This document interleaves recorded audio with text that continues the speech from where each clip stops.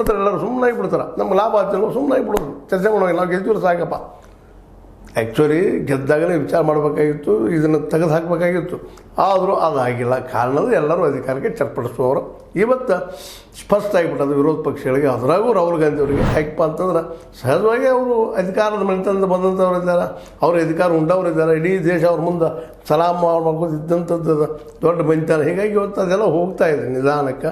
ಅದರಲ್ಲೂ ಮೋದಿಯವ್ರು ಬಂದ ತಕ್ಷಣ ಬಂದ ಮೇಲಂತೂ ಇನ್ನಷ್ಟು ಜೋರಾಗಿ ಬಿ ಜೆ ಪಿ ತನ್ನ ವ್ಯಕ್ತಿತ್ವ ಬೆಳೆಸ್ಕೊಳ್ಳಿಕತ್ತದ, ಅಧಿಕಾರ ಇಡ್ಲಿಕ್ಕತ್ತದ ರೀ. ವ್ಯಕ್ತಿತ್ವ ಅಂದ್ರೆ ನೀತಿಯುತ ಮೊದಲೇನು ಮಾತಾಡ್ತಿಲ್ಲ ಬಿ ಜೆ ಪಿ, ಅದಿಲ್ಲ. ಬಟ್ ಅವರು ಅಧಿಕಾರಕ್ಕೆ ಬೇಕಾದ ಮಾಡಿ ಬಲ್ಲಿವಿ ಅನ್ನೋದನ್ನು ಈ ಮಹದೇವಪುರದ ಏನು ಮೊನ್ನೆ ಆಯ್ತಲ್ಲ ಇದು ಸರ್ವೆ, ಅದೇ ಕಾಲಕ್ಕೆ ಇಡೀ ಸೆಂಟ್ರಲ್ ಬೆಂಗಳೂರಿಂದ ಏನು ಆಯ್ತಲ್ಲ ಅದು ಇನ್ನೂ ನಾವು ತೋರಿಸ್ತೀವಿ, ನಮಗೆಲ್ಲ ಡಾಕ್ಯುಮೆಂಟ್ಸ್ ಕೊಟ್ಟಿರ್ತೀವಿ. ಇವತ್ತು ರಾಹುಲ್ ಗಾಂಧಿ ಕೇಳ್ತಾ ಇದ್ದಾರೆ. ಅವರು ಇವತ್ತು ಆ ಗಂಟಲಿಗೆ ಗಾನ ಹಾಕ್ತಾ ಇದ್ದಾರೆ ರಾಹುಲ್ ಗಾಂಧಿ ಅವರು. ಇದರಿಂದಾಗಿ ಎಲೆಕ್ಷನ್ ಕಮಿಷನ್ ಶುದ್ಧ ಆಗಬಹುದು ಅನ್ನೋ ತರ್ಕ. ಯಾಕಂದ್ರೆ ಇಂಡಿಯಾ ಗಠಬಂಧನ್ ಏನದ, ವಿರೋಧ ಪಕ್ಷಗಳು ಏನದಾವ, ಎಲ್ಲ ಒಂದಾಗ್ತಾ ಇದ್ದಾವೆ ಈ ವಿಷಯದಲ್ಲಿ. ಯಾಕೆ ಅವ್ರಿಗೆ ಗೊತ್ತಾಗ್ಯದ ಇಂಥ ಒಂದು ಭೋಗಸ್ಥಾನದಿಂದ ನಾವು ಗೆಲ್ಲಕ್ಕೆ ಸಾಧ್ಯ ಇಲ್ಲ.